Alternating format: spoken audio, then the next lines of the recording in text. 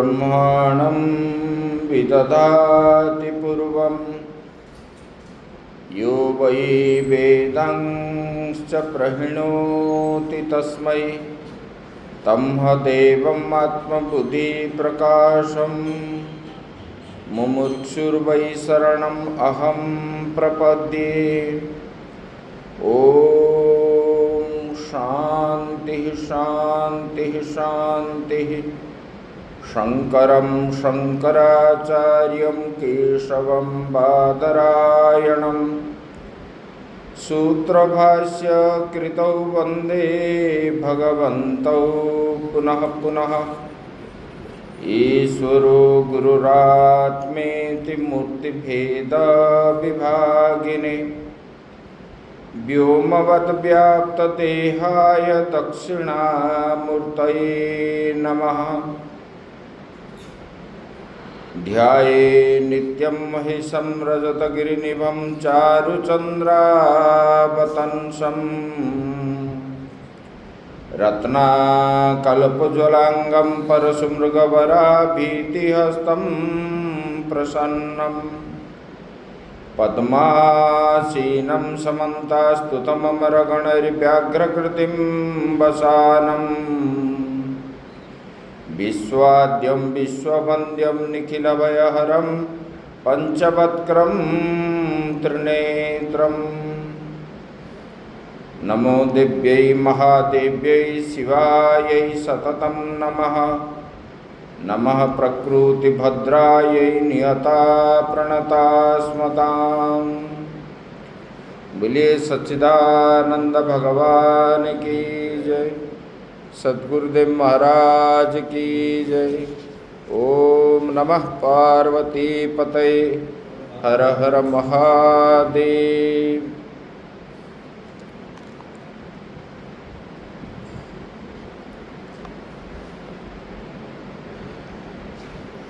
परम ब्रह्म परमात्मा की कृपा से हम लोग ये चतुर्मास्य के अवसर पर परम पवित्र ये शिव पुराण के ग्रंथ श्रवण कर रहे हैं। उसी परमात्मा के श्री चरणों में सत सत नमन करते हुए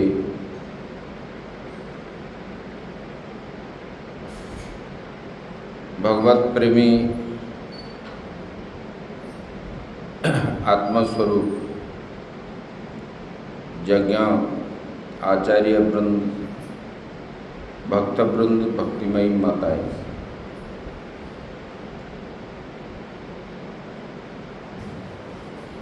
कल हम श्रवण कर रहे थे शंखचूड़ का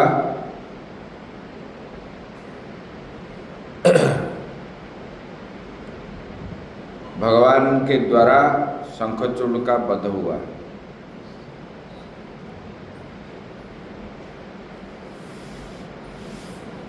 भगवान ने बताए अशास्त्र विहितम घोरम तपन्त्येये तपो जनः दंभाहंकार संयुक्ता कामराग बलान्विता।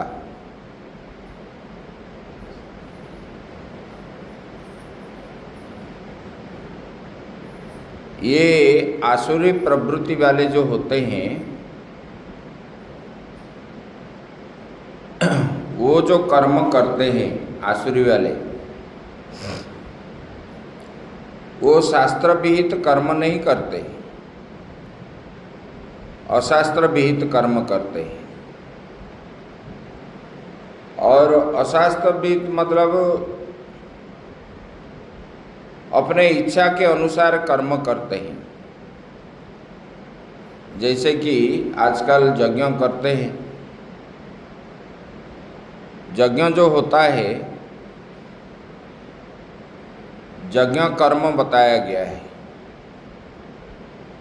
भगवान की प्राप्ति की इच्छा से हम कर्म कर रहे हैं, लेकिन अभी जो कर्म कर रहे हैं ये एडवर्टाइजमेंट के लिए कर रहे हैं, अपना एडवर्टाइजमेंट। कितना लोग हुए, इतने लोगों को हम भोजन आदि दिए, लेकिन कर्म में नहीं है। भगवान को कैसे पूजा करना चाहिए, मंत्र ठीक है कि नहीं, पूजा विधि ठीक है कि नहीं, सब पूजा सामग्री होता है कि नहीं होता है, समय के अनुसार होता है कि नहीं, ये सब नहीं देखते। इधर यज्ञ पूर्णाहुति भी नहीं होती है, प्रसाद पहले पा लेते, तो यज्ञ का फल क्या है? करने वाला कराने वाला ये ध्यान नहीं देता है। ये शास्त्र विहित नहीं है, ये अशास्त्र विहित है। तो इसमें लोग बोलते हैं यज्ञ करने से वृष्टि होता है। तो अगर हम अगर सही ढंग से करेंगे, शास्त्र के अनुसार, शास्त्र में जो बताया गया उसी अनुसार करेंगे, तब उसका फल मिलेगा। अगर हम वो नहीं करेंगे, नियम भंग करेंगे, तब फल भी कहाँ मिलेगा? और वो कर्म भी नहीं कहा जाता है। कर्म होने पर भी वो अकर्म हो जाता है। निज अपना ख्याति वृद्धि कराने के लिए कर्म करते हैं। इसी को बोलते हैं अशास्त्र विहितम घोरम तप्यन्ते ये तपोजनः। अपने शरीर को सुखाते हैं। राक्षस लोग क्या है, वायु पी करके, एक पैरों में खड़ा हो करके और अपने इच्छा के अनुसार जो है वर प्राप्त हो, इसी प्रकार अशास्त्रीय कर्मों को वो करते हैं। उसमें क्या है, दंभी हो करके और अहंकार युक्त हो करके कामना रखते हैं मुझे ये मिले, और उसी में आसक्ति हो करके अपना बल दिखा करके मुझे क्या असंभव है, इसी प्रकार भाव से ये कर्म करते हैं।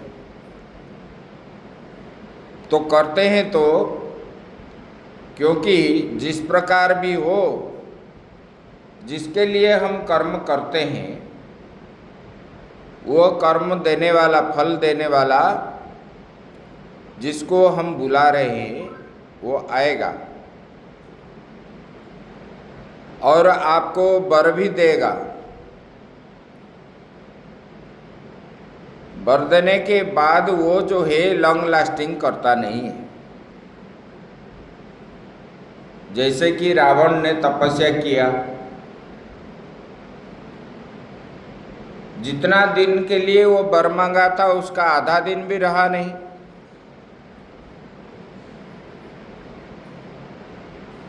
और हिरण्यकशिपु क्या बोला था, मुझे अमर वर दे दो। भगवान ने बोले ठीक है, अमर वर तो नहीं मिलेगा, और कुछ मांगो। तब चालाकी से ब्रह्मा जी को क्या बोला, मैं ना दिन में मरूं ना रात में मरूं, ना अंदर मरूं ना बाहर मरूं, ना दिन मतलब ऐसे ऐसे, ना अस्त्र शस्त्र से मरूं ना किसके द्वारा मरूं।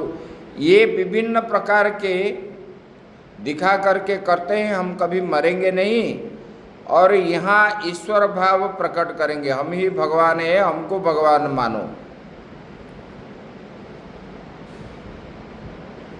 ये जो है ये उत्तम फल नहीं देता है। बोले कि ये जो है उसी को आसुरी बोलते हैं। और ये राक्षस लोग इस प्रकार कर्म करके भगवान से वर प्राप्त करते हैं। तो कर्म अगर सही नहीं है तो उनको मरना पड़ता है, एक ना एक दिन तो मरेंगे।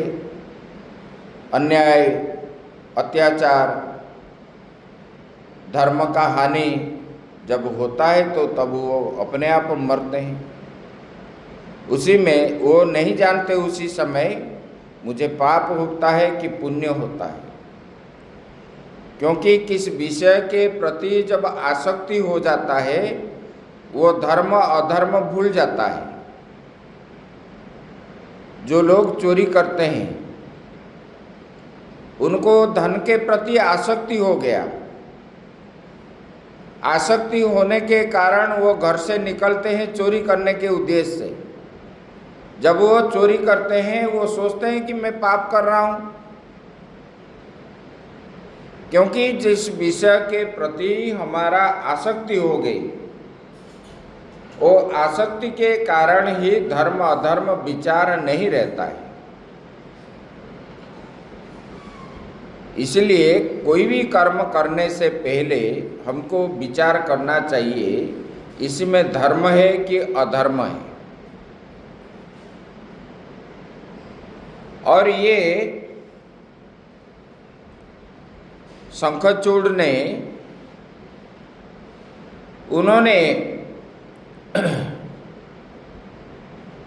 बहुत कठोर तपस्या किया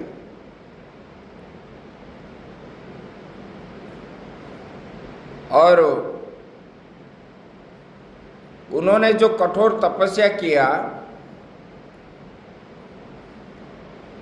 उसको जो है मैं किसके हाथ ना मरूं। जितने राक्षस है, तब भगवान विष्णु ने ब्राह्मण रूप धारण करके उनका जो है कवच को मांग लिए, जैसे इंद्र ने कर्ण को मांगे थे, और उन्होंने दिया। फिर जो है भगवान ने, क्योंकि उनके पत्नी जो तुलसी है वो सती नारी है और सती के बल से उनका जो है कोई मार नहीं पा रहे थे, और भगवान बार बार शंकर जी के साथ जो युद्ध हुआ वो उनको मार नहीं पा रहे थे। तब जो है देवताओं ने छल करके, तो भगवान विष्णु ने शंखचूड़ का रूप धारण करके उनके दरबार में गए।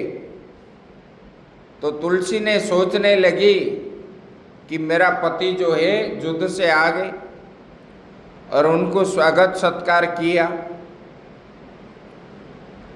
और उनके साथ पत्नी का जैसे व्यवहार शंखचूड़ के साथ कर रहा था इसी प्रकार करने लगी। और जब सहवास होने लगा तब जो है शंखचूड़ का जो क्रियाकलाप भगवान विष्णु में भेद दिखाई दिया। तब उन्होंने क्रोधित हो गई और बोला कि बोलो तुम कौन हो, तुम शंखचूड़ नहीं हो, शंखचूड़ के वेश में आए हो। तब भगवान जो है वो क्रोधित होने के कारण भगवान अपना स्वरूप धारण कर लिए। तब जो है वो भगवान का रूप देख करके अनुमान लगा के पहचान लिया ये विष्णु है। और उन्होंने बोले, तुलसी ने बोलने लगी, बोले कि हे विष्णु, तुम्हारा मन जो है पत्थर के सदृश कठोर है, इसलिए तुम जो है पत्थर बन जाओ, ये श्राप दिया। बोले कि उसके बाद दोनों के अंदर जो है ये क्रोधित हो गई अपना सतीत्व नष्ट होने के बाद, क्योंकि अभी शंखचूड़ मर गया होगा। मेरा सतीत्व के बल से ही वो जीवित था, उनको कोई मार नहीं पा रहे थे, उनको ये ज्ञान था। तब जो है अपने पति का निधन होने का संभावना देख करके उन्होंने क्रोधित हो गए और भगवान विष्णु को बोलने लगी। इसी समय भगवान शिव जी जो है वहाँ पर आके प्रकट हो गए और उन्होंने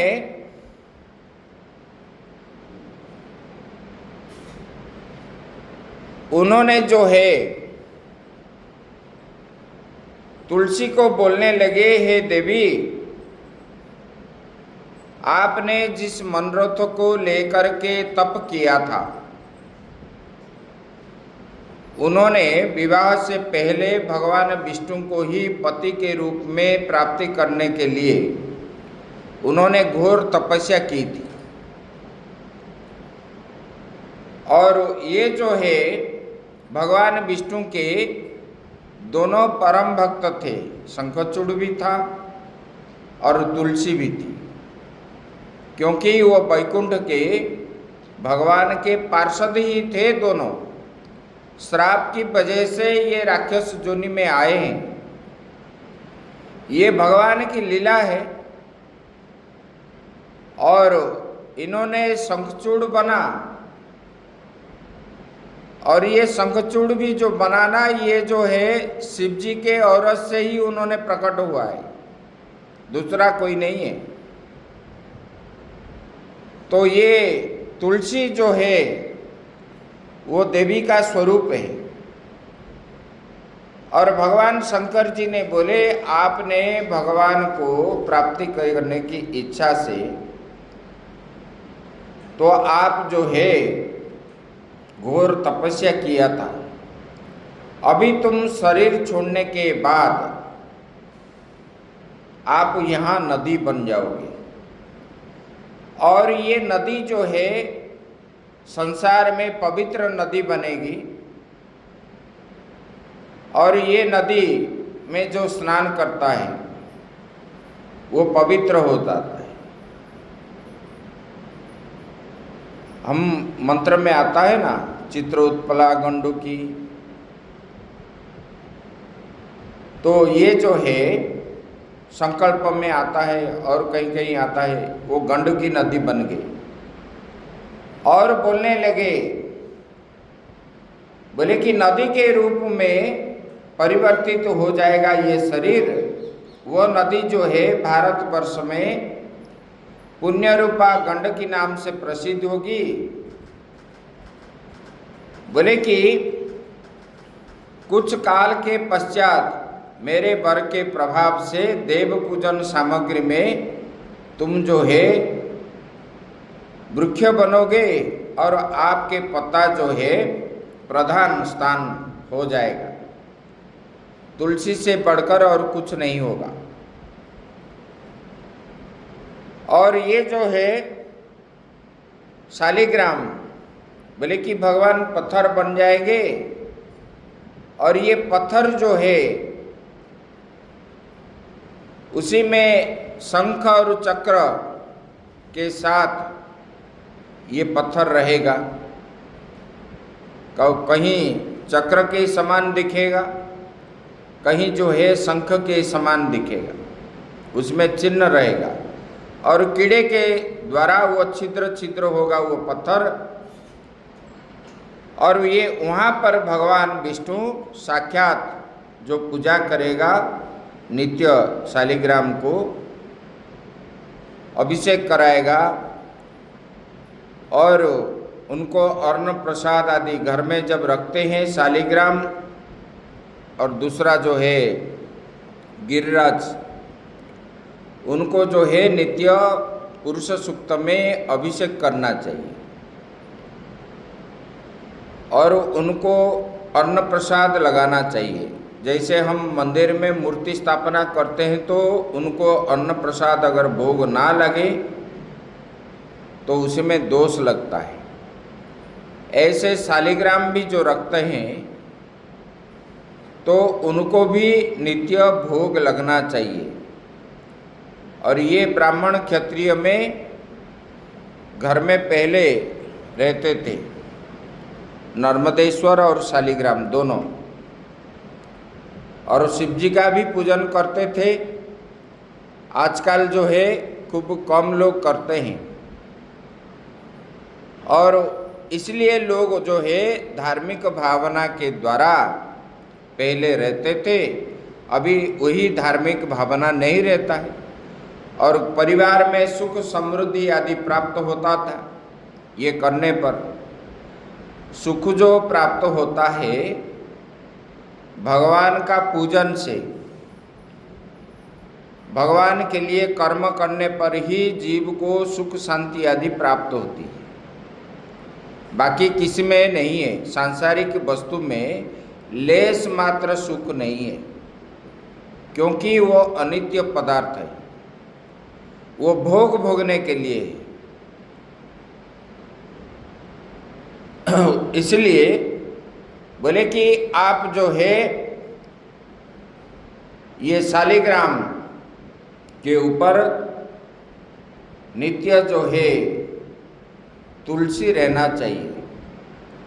बोले कि ये तुलसी संयुक्त शालिग्राम को लोग लक्ष्मी नारायण के रूप में ही पूजन करेंगे। शिवलिंग के ऊपर और शालिग्राम के ऊपर, शिवलिंग के ऊपर बेलपत्ता और शालिग्राम के ऊपर तुलसी पत्ता। मस्तक कभी भी खाली नहीं रखना चाहिए। स्नान के बाद तुरंत एक भी पत्ता हो उसके ऊपर रखना चाहिए, नहीं रखने से उसमें दोष लगता है, और वो शिवद्रोही बनता है, ये विष्णुद्रोही बनता है, इसलिए इसमें दोष लगता है। तो वहाँ पर बताए बोले कि आपने ये जो तपस्या किया, इसलिए भगवान ने यहाँ आकर के आपको जो है इसी प्रकार आपने जो तप किए थे, ये तप के प्रभाव से ऐसे हुआ। इसी प्रकार शंखचूड़ का वध होने के बाद एक दिन भगवान शंकर और पार्वती मंदराचल पर्वत पर अपने, जैसे आप लोग ठंडी के मौसम में घूमने जाते हो ना परिवार के साथ, इसी प्रकार शिव परिवार सब जो है घूमने गए थे। घूमने गए थे तो वहाँ पर भगवान शिव जी ने, माता पार्वती ने शिव जी का अपने हाथ से आंख बंद कर लिए। जब आंख बंद कर लिए तब भगवान के जो तीसरा नेत्र है वो ज़्यादा गर्मी है, और वो गर्म के वजह से भगवान शंकर के शरीर से कुछ जल नीचे गिरा, पसीना जैसे, और वो जल इकट्ठा होकर के पिंडी बन गया, और वो विकटाल रूप धारण करके एक अद्भुत जीव बन गया। वो काला ही काला है, और उनका मुख सुंदर नहीं है, कभी रोता था, कभी हंसता था, कभी उदासीन होकर के। इसी प्रकार जब जो है, और वो अंधा जटाधारी कुरूप काले रंग का मनुष्य से भिन्न बेडौल और सुंदर बालों वाला था। तो इनको देख कर के भगवान ने बोले कि हे देवी, मेरे नेत्र को आपने जो मूंदे, मुनने की वजह से ये उत्पन्न हुआ है। और ये जो है, आपने मेरे आंख को बंद किया तो अंधकार छा गया, इसलिए ये काला हो गया। ये प्राणी का रूप भयंकर है और अंधकार से उत्पन्न होने के कारण वो अंधा था। और माता पार्वती ने बोलने लगे, भगवान सच सच बताइए, हम लोगों के सामने ये जो प्रकट हुआ जीव, ये अत्यंत जो है भयंकर है। किसी निमित्त को लेकर के किसी ने इसको सृष्टि की है और ये किसका पुत्र है। जब इस प्रकार माता जी ने बोले, तब भगवान ने बोले कि ये अद्भुत चरित्र रचने वाली अंबिके सुनो, जब तुमने मेरे नेत्र मूंद लिए उसी समय ये जो पराक्रमी उत्पन्न हुआ पसीने से, इसका नाम अंधक है और तुम्हें इसको उत्पन्न करने वाली हो, आप ही उत्पन्न करने वाली हो। इसलिए आप इनको जो है, इनको संसार में कोई पूछेंगे नहीं, आप अपने पुत्र के समान उनको पार्षद के रूप में रखो। तब जो है माता पार्वती उनको अपने पुत्र के रूप में रखने लगे। कुछ दिनों के बाद कश्यप नंदन जो है हिरण्याक्ष, हिरण्यकशिपु नहीं, हिरण्याक्ष, ये हिरण्याक्ष ने, उनका पुत्र नहीं था। पुत्र नहीं था तो उन्होंने सोचने लगा कि मैं शिव जी का कठोर तपस्या करूं। तो उन्होंने वही मंदरांचल पर्वत के गुफा में जा करके कठोर तपस्या किया और कठोर तपस्या जब किया 1000 साल तक, तब भगवान ने, उन्होंने वायु पी करके रहा और खड़े हो गया और खड़े हो करके एक पैरों से भगवान शिव जी का आराधना किया। तब भगवान शिव जी बोलने लगे, हे असुर श्रेष्ठ, तुमने मेरा घोर तपस्या किया, किस कारण किया? आपने अपने इच्छा के अनुसार वर मांगो, मैं आपको वर प्रदान करूंगा। ये वचन सुन करके दैत्यराज प्रसन्न हुआ और उसने भगवान शिव जी के चरण में नमस्कार करके अनेक प्रकार से भगवान को स्तुति करने लगा। राक्षस जो होते थे वो विद्वान भी होते थे और स्तुति करके उत्तम पराक्रम संपन्न तथा दैत्य कुल के अनुरूप कोई पुत्र मेरे पास नहीं है भगवान, आप मुझे एक पुत्र दीजिए। और भगवान शिव जी ने बोलने लगे, तेरा तो पुत्र नहीं है, तेरे भाग्य में पुत्र नहीं है। आप एक काम करो, मेरे पास एक पुत्र है और मेरे से ही उत्पन्न हुआ है, आप उनको पुत्र के रूप में ग्रहण करो। तब उन्होंने बड़ा आनंदित हो गया। जो पसीना से उत्पन्न हुआ था अंधकासुर को, उन्होंने पुत्र के रूप में ग्रहण किया और माता पार्वती और शिव जी ने उनको प्रदान किए। तब जो है उन्होंने लेकर के अपने राज्य में चला गया और वो तपस्या करने के बाद उन्होंने अपने को राक्षस का स्वभाव है। वो तो अहंकार करना, बल दिखाना और जानबूझकर लड़ाई झगड़ा करना, ये तो उनका स्वभाव है। तब उन्होंने देवताओं को आक्रमण कर लिया। देखो उसी समय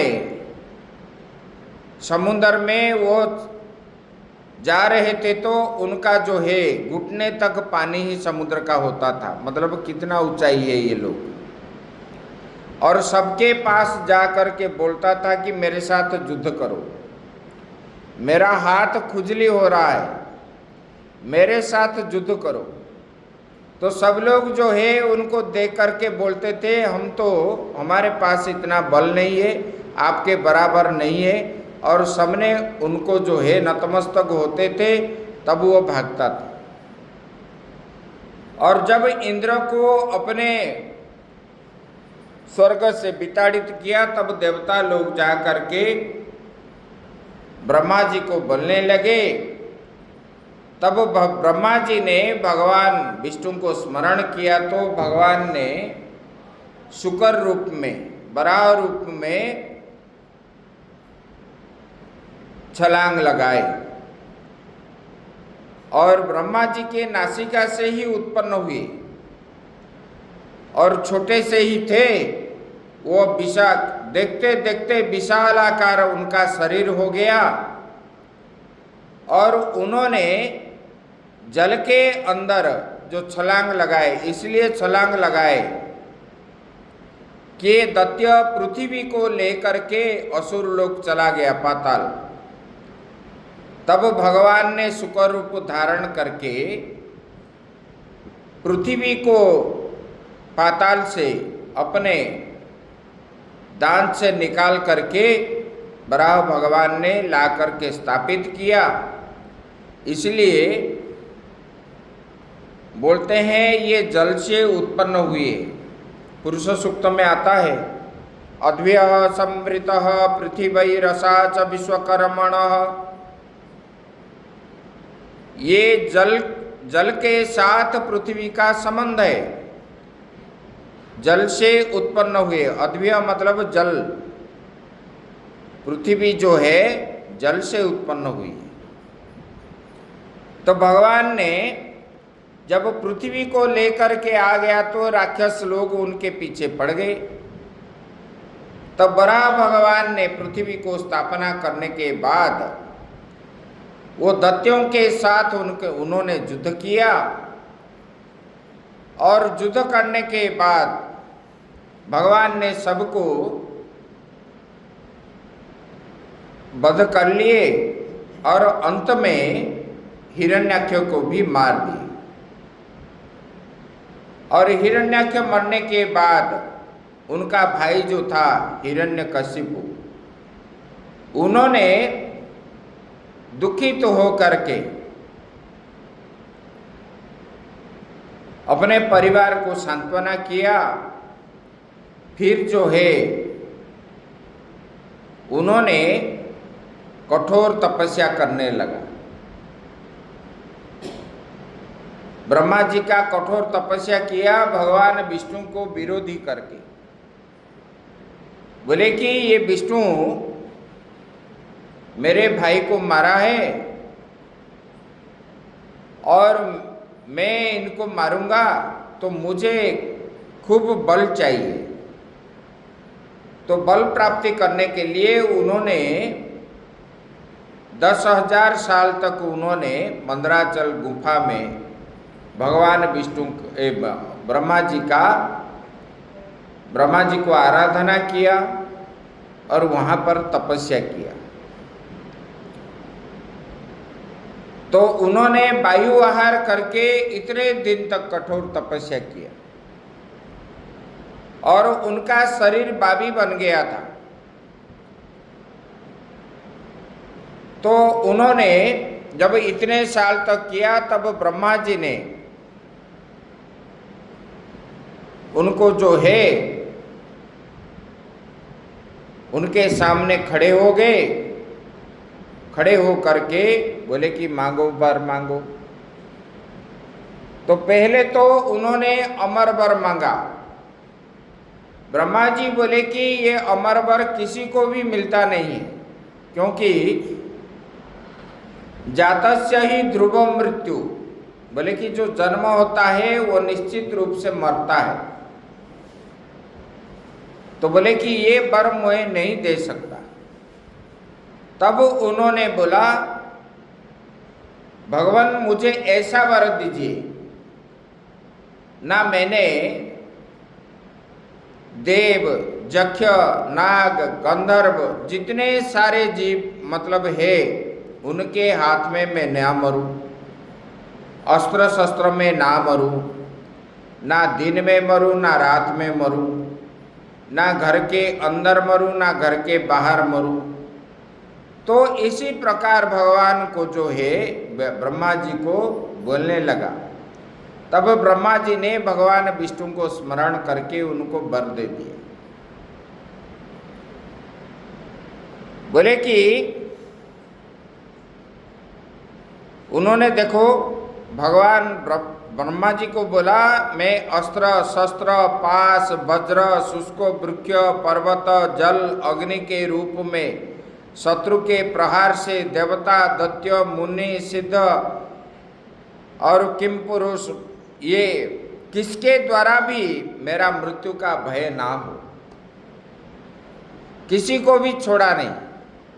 इसका मतलब मैं अमर हो गया, मैं ईश्वर बन करके ये संसार में मैं बनूंगा और लोग मुझे उनके शासन काल में, जैसे लोग आज जा करके सरकार को मांगते हैं ना, लोग मांगते हैं कि नहीं, हमारे गांव में रास्ता नहीं है, मुझे खाने को चावल नहीं है, गेहूं नहीं है, आटा नहीं है और हमको पेंशन चाहिए, तो सरकार देता है। राजा को भी लोग ऐसे बोलते थे। और हिरण्यकशिपु के शासन काल में जो प्रजा जा करके उनको मांगता था, वो ऊपर देखता था तो उनको तुरंत प्राप्त हो जाता था, वो प्रजा को देना नहीं पड़ता था। मतलब उनके अधीन सारे देवता हो गए थे। तो धन दौलत अर्न जो सब चाहिए उसी जमाने में इसी प्रकार उन्होंने सबको अधीन करके रखा था। जब ऐसे बढ़ने लगा, उनका अत्याचार जब बढ़ने लगा, तो उनके 2 पत्नियां थी और जो दूसरे पत्नी है कयादु, ये कयादु जो है नाग कन्या थी और उनके गर्भ में वो भगवान जितने नागलोक है वो भगवान विष्णु का भक्त होते हैं और ये भगवान विष्णु का विरोधी है। और ये नागराज के साथ युद्ध करके कयादु को जबरदस्त विवाह किया। न कयादु का भी इच्छा थी न नागलोगों का भी इच्छा थी। तब जो है भगवान विष्णु के प्रतिमा को पहले माताओं के पास छोटे छोटे पेटी सिंदूक जैसे रखते थे और पूजन करने के बाद वो सिंदूक के अंदर वो भगवान विष्णु को रखती थी उन्होंने, और भगवान विष्णु का ही चिंतन कर रहा था। जब वो हिरण्यकशिपु तपस्या करने के लिए चला गया, तब इंद्र ने उनके गर्भ में प्रहलाद जी थे और उन्होंने बोलने लगे, इंद्र ने बोलने लगा, अभी हिरण्यकशिपु नहीं है, ये दैत्यों को मैं मार लूंगा। दैत्य संहार करने के लिए असुर लोक में वो आ गया शोणितपुर में। तब उन्होंने मारने लगे। तब जितने स्त्रियां गर्भावस्था में थे, उन लोगों को भी गर्भ नष्ट करने के लिए वो प्रयास कर रहे थे। कयादू का हाथ पकड़ करके उनको भी ले रहे थे। रास्ते में नारद जी देख लिए, बोले कि हे इंद्र कुबुद्धि, आप स्त्री हत्या करते हो। इसके अंदर भगवान के परम भक्त है। तब नारद जी कहने पर उन्होंने कयादू को छोड़ दिया। तब नारद जी ने कयादू को सुरक्षित रखने के लिए उन्होंने अपने आश्रम में ले गए और वहां पर उन्होंने, संतों का स्वभाव है वो कहीं भी रहे, 1 घंटा जो है कुछ ना कुछ समय भगवान का ही चिंतन करेंगे, उपदेश करेंगे। हर आश्रम में ये कार्यक्रम होता है, ये हमारा परंपरा है। आश्रम लोग जाते थे, सुबह से शाम तक जो कार्यक्रम हो रहा है उसी में शामिल होने पर लोग कभी धर्म भ्रष्ट नहीं होगा। तो गृहस्थ जो है 11 महीना घर में रहते थे, 1 महीना जो है सपरिवार जा करके आश्रम में रहते थे। और आश्रम में जा करके आजकल जैसे आप लोग ऑर्डर दे रहे हो इसी प्रकार नहीं है।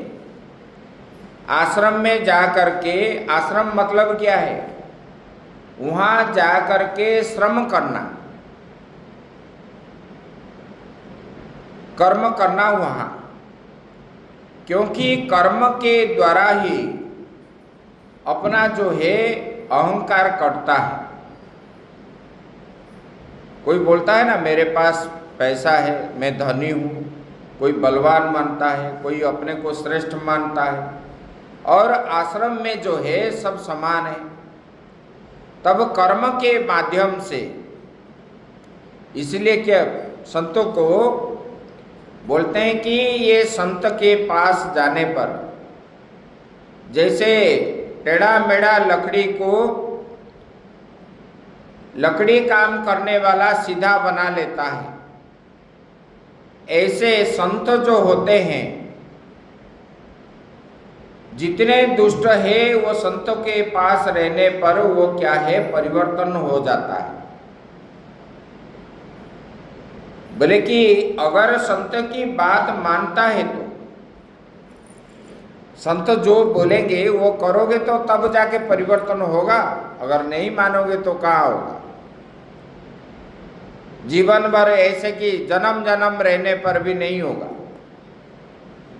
लोग वहां जाकर के रहते थे, सुबह से लेके शाम तक आश्रम का सब कर्म करते थे। आश्रम से नीति शिक्षा आदि प्राप्त होते थे। और ये आश्रम परंपरा अभी जो है ये लोप हो गया।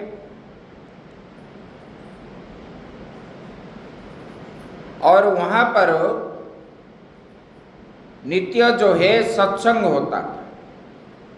देखो 14 साल वनवास जब भगवान राम को हुआ, उनके मन में दुख नहीं हुआ कि मुझे 14 साल पिताजी ने मुझे वनवास दे दी।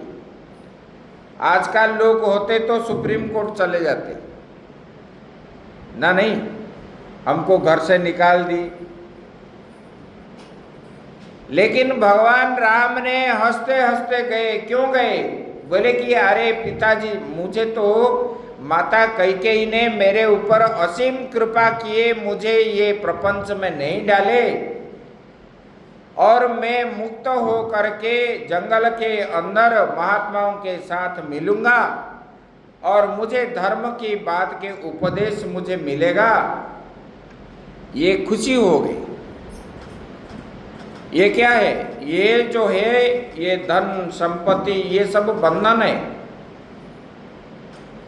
और ये बंधन लोग जो है छोड़ना नहीं चाहते हैं, तब जो है नरक में घूमते हैं।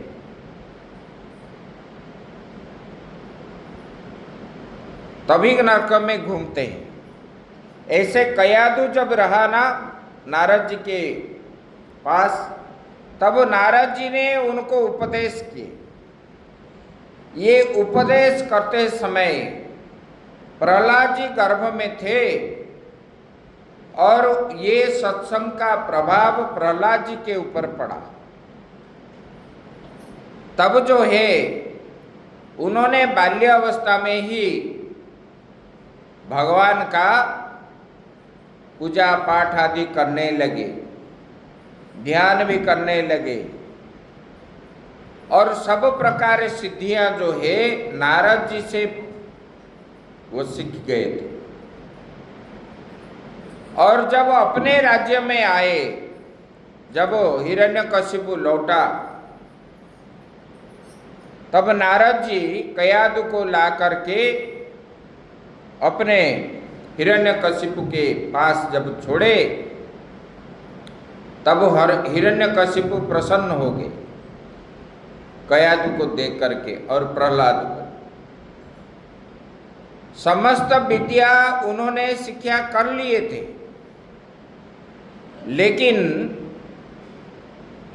ये राक्षसों का अलग विद्या है। साम दाम दंड भेद आदि जो है ये विद्या नहीं सीखे थे। तब इन्होंने हिरण्यकशिपु ने उनको भेजा।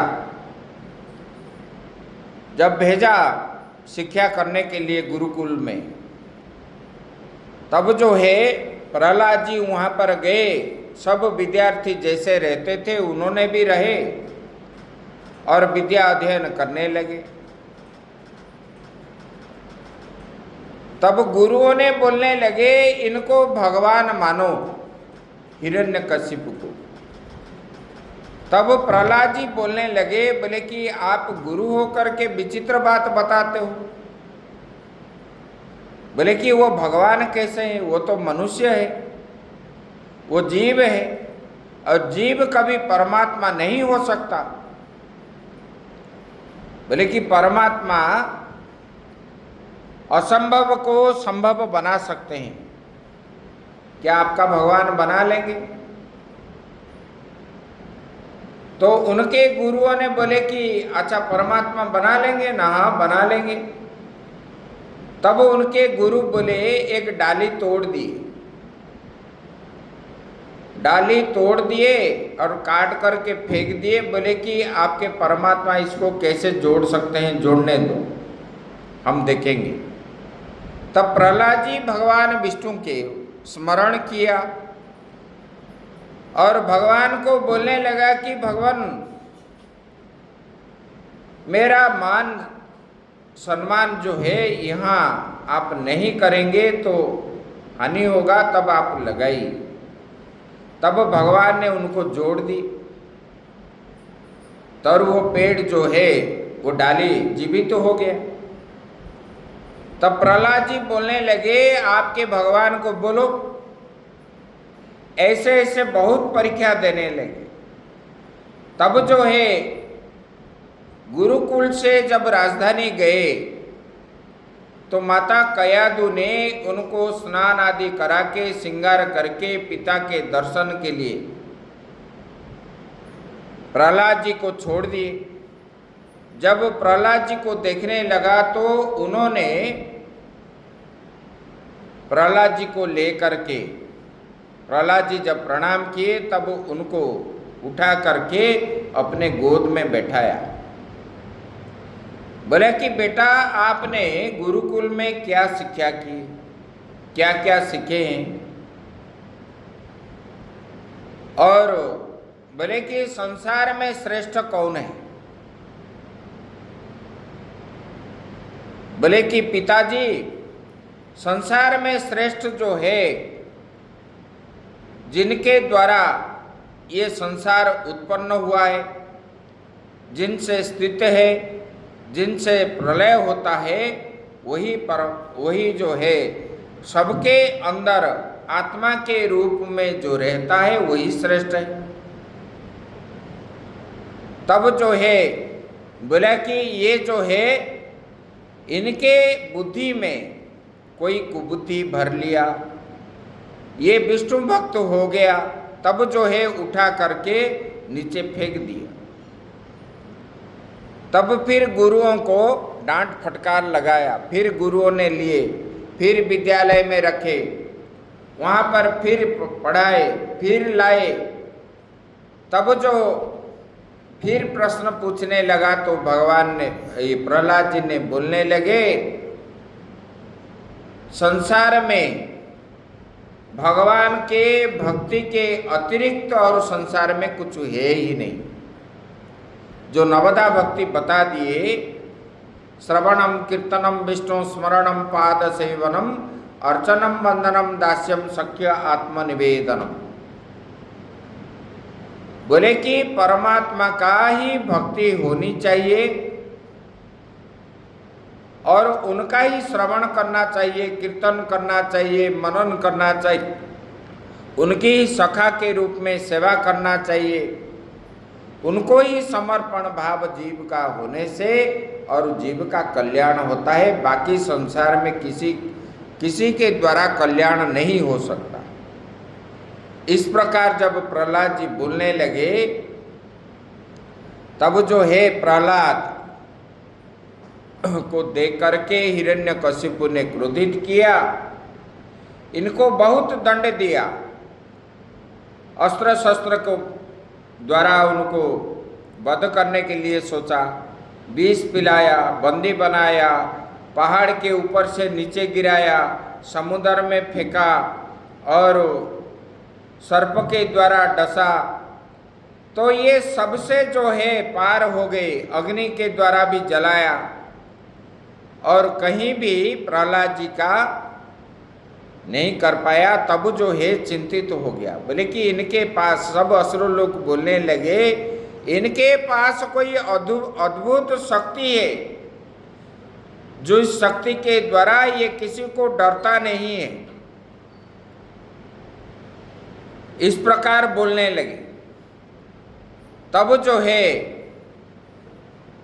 प्रहलाद जी को बोलने लगा, अगर आपका भगवान श्रेष्ठ है और आप बोल रहे हो कि आपका भगवान कहाँ रहते, बोले कि कहाँ नहीं रहते हैं पिताजी, हर जगह में रहते हैं। कहाँ नहीं है आप बताओ, किस स्थान पे नहीं है, किसी काल में नहीं है, बोले कि हर स्थान में है, हर काल में है। तो बोले कि दिखाओ, बोले कहाँ दिखाऊं, बोलो, बोले कि इस खंबे में है ना, है ना, मुझे क्यों नहीं दिख रहा है, बोले कि आपके अंदर अहंकार पड़ा हुआ है, काम क्रोध लोभ मद मच्छर के द्वारा आप घिरे हुए हो, इसलिए आपको जो है आपको दिखते नहीं है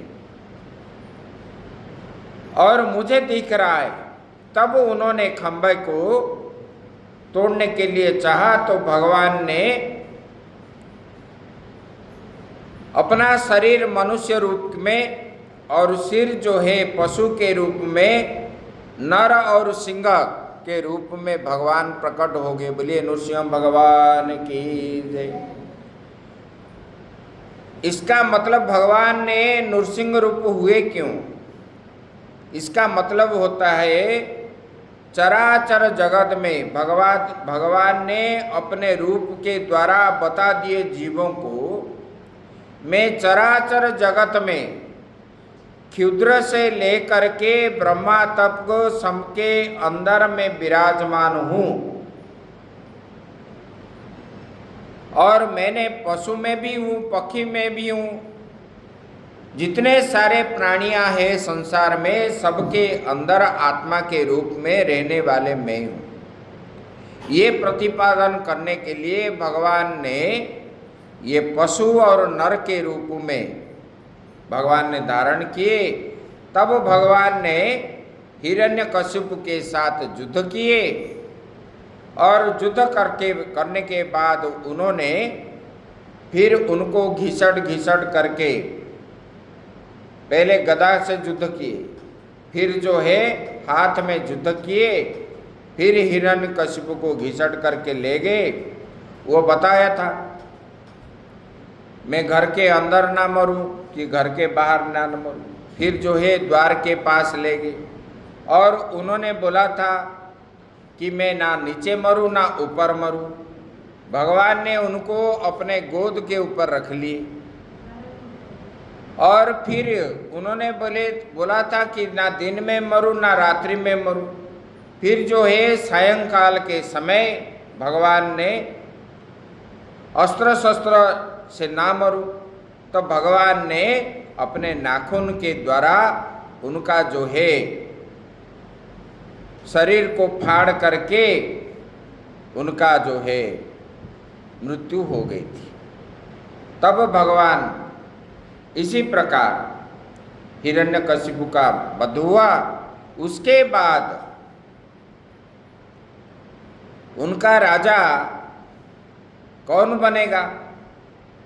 तब जो है अंधक को राजा बनाए थे और अंधक को जब राजा बनाए तब ये भाइयों ने, दूसरे भाइयों ने, प्रहलाद आह्लाद आदि सब जो थे, बोले कि आप अंधे हो, अंधे होने के कारण आपको राजगादी जो है ये नहीं है।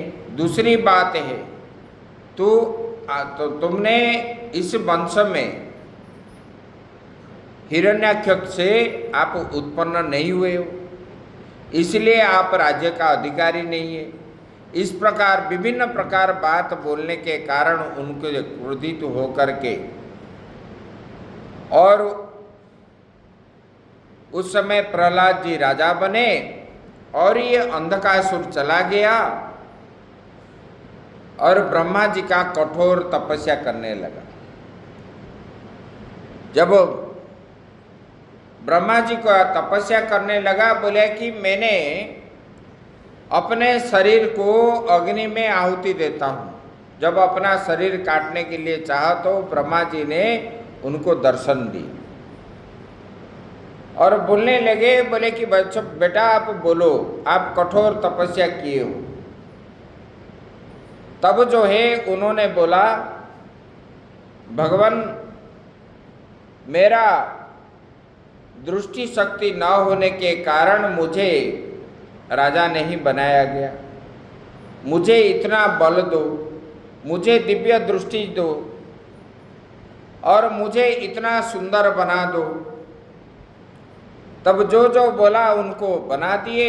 फिर उन्होंने जब तपस्या से लौट करके आया तब शुक्राचार्य जी ने उनको राजा बना दिए और प्रहलाद जो है राजगादी छोड़ दी। और अंधकासुर जब राजा हुआ, पहले तो धार्मिक भावना से कर रहा था और तपस्या करने के बाद उनका धर्म भावना छोड़ गया। हर समय मद्यपान करके और स्त्री कामना से ही रहने लगा। तब उन्होंने स्वर्ग के कामनियों को ला करके उपभोग करता था। इस प्रकार उनके मन में आया कि मैं पार्वती को भी, उनको सबने बोले देखो पार्वती जी कितना सुंदर है और आपके लिए वो योग्य है। तब उनके मन में आ गया। तब भगवान शंकर जी के साथ भी उनका युद्ध हो रहा और माता पार्वती क्रोधित होकर के कालियों को उत्पन्न किया और उनके साथ भी उनका युद्ध हुआ है। आगे की बात हम लोग कल करेंगे। ओम पूर्णमदः पूर्णमिदं पूर्णात् पूर्णमुदच्यते पूर्णस्य पूर्णमादाय पूर्णमेवावशिष्यते। ओम शांति शांति शांति। बोलिए धर्म के